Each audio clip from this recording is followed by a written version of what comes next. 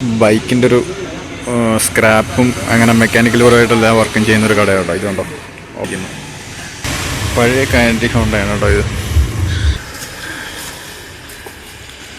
ഇരിപ്പുണ്ട് കേട്ടോ.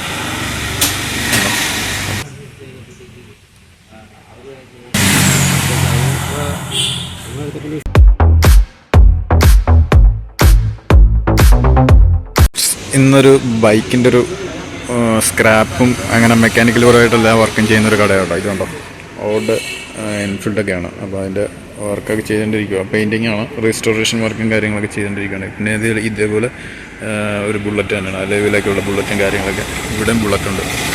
അത്യാവശ്യം ബൈക്ക് മാത്രം ചെയ്യുന്നൊരു സംഭവം. അത് യമഹയുടെ ഒരു വെറൈറ്റി സാധനമായിരിക്കുന്നു. RX100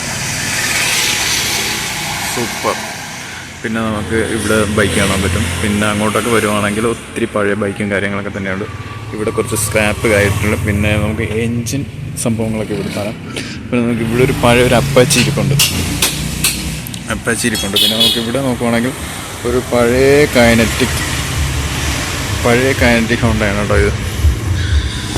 ഇതിൻ്റെ അവസ്ഥ ഇതാണ്. പിന്നെ ഇങ്ങോട്ട് വരുവാണെങ്കിൽ ഇവിടെ ഒരു യമഹയുടെ ഒരു ബൈക്ക് കിടപ്പുണ്ട്.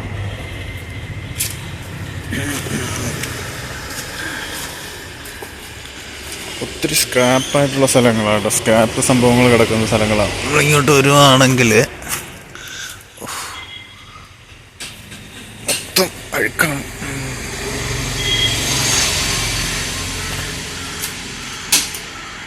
ഇവിടെ ഒരു ബജാജിൻ്റെ ഒരു വണ്ടി ഇരിപ്പുണ്ട് കേട്ടോ.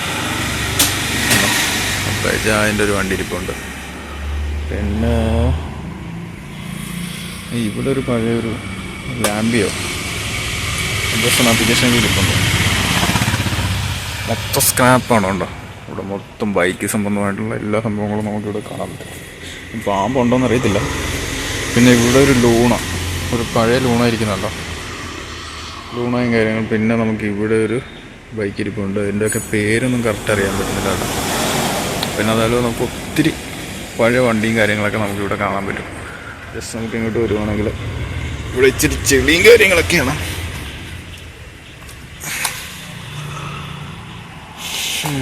ഇതാണ് വണ്ടി ഈ ഒരു അവസ്ഥ.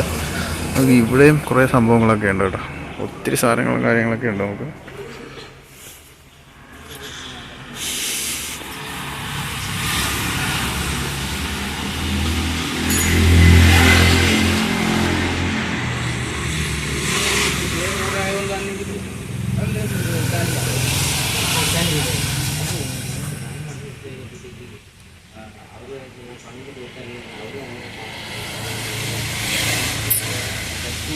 പിന്നെ അതുപോലെ ഇവിടെ ഒരു യമഹയുടെ ഇരിപ്പുണ്ട്.